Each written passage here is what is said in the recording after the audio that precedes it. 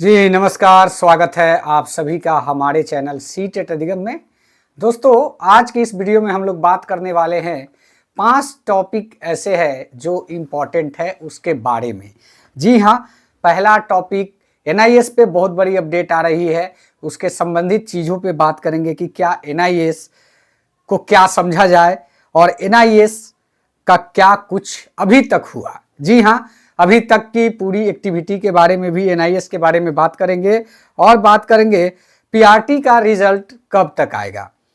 क्या नियोजित शिक्षक खुश हैं कल के घोषणा से? जी हाँ, नियोजित शिक्षकों के लिए जो कल घोषणा किया गया उससे नियोजित शिक्षक क्या खुश है या फिर नाराज हैं, इस बारे में बात करेंगे।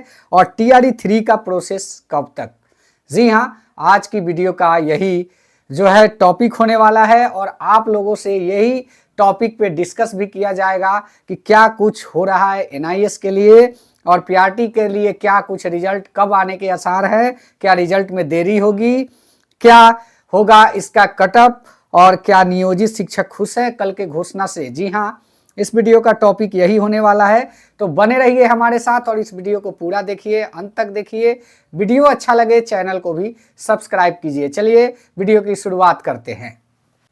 तो जैसा कि आप सभी जानते हैं कि एनआईएस डीएलएड को लेकर क्या समझा जाए, यह स्थिति बिल्कुल स्पष्ट नहीं है।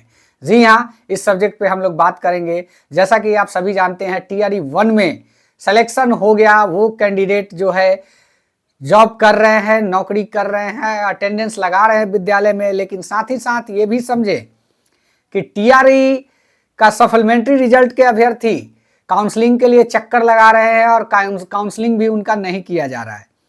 तो क्या समझा जाए इस बात को? क्या डीएलएड पूरी तरीके से बाहर है या फिर टीआरई 1 में सेलेक्ट हुए एनआईएस के साथ ही पूरी तरीके से टीआरई 1 से बाहर हो जाएंगे?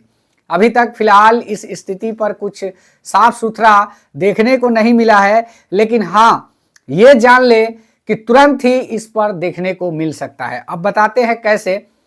तो जनवरी का सत्र 4-5 दिन से हो सकता है 10 दिन तक चले, उसमें किसी ना किसी दिन भाजपा के मंत्री और सांसद के तरफ से यह सवाल उठाया जा सकता है कि एनआईएस डीएलएड को क्या किया जाए।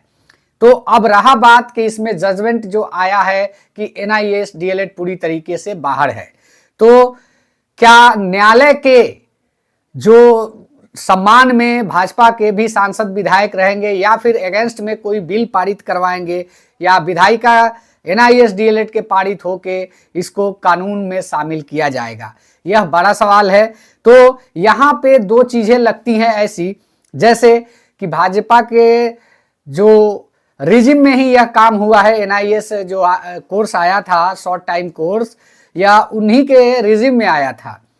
तो उनका मानना था कि इन सर्विस कोर्स है जो हमारे शिक्षक पढ़ा रहे हैं उनके पास कुछ क्वालिटी होनी चाहिए, किस स्किल के आधार पे वो विद्यालय में पढ़ा रहे हैं।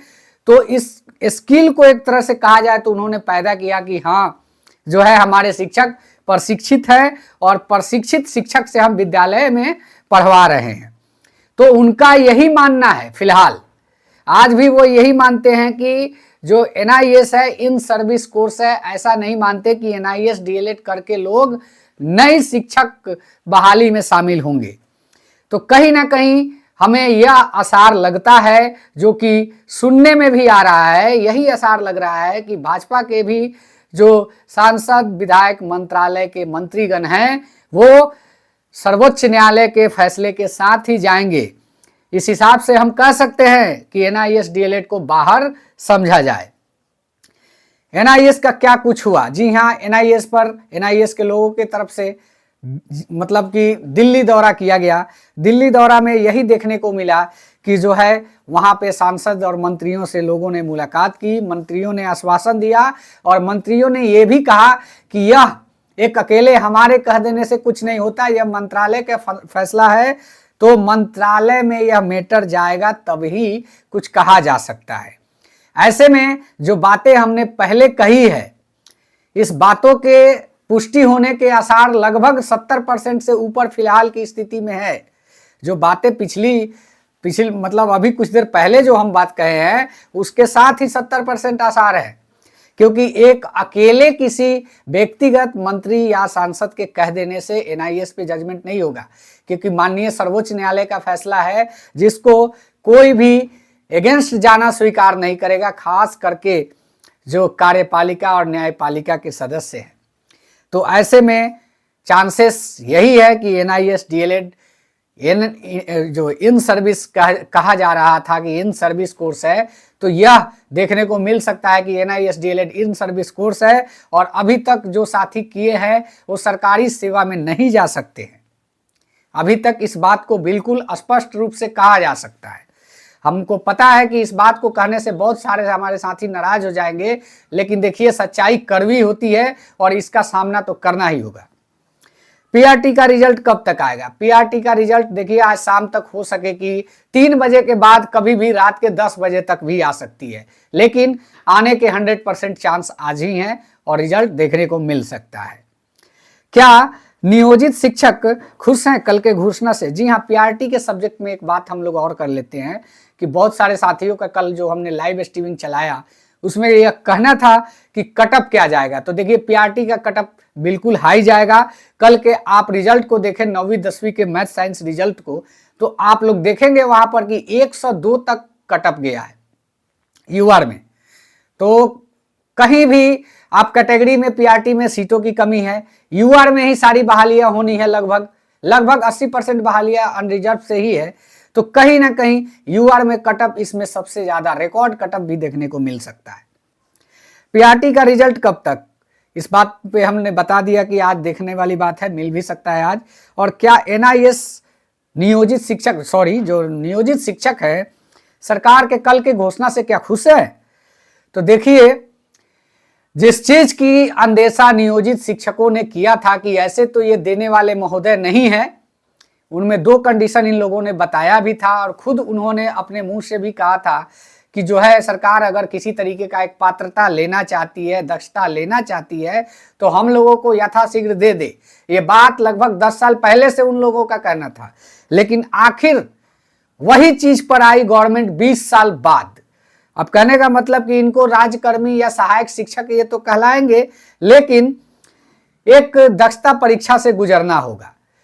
आपको पता होना चाहिए कि अभी भी बिहार शिक्षक, नियोजित शिक्षक और बिहार शिक्षक में बहाल हुए शिक्षकों की संख्या अभी भी वैसे शिक्षकों की है जिन्होंने आज तक दक्षता परीक्षा, जो कि मतलब एक टीईटी नहीं पास करके एक दक्षता रखा गया था पास करने के लिए, उसको आज तक नहीं पास कर पाए हैं।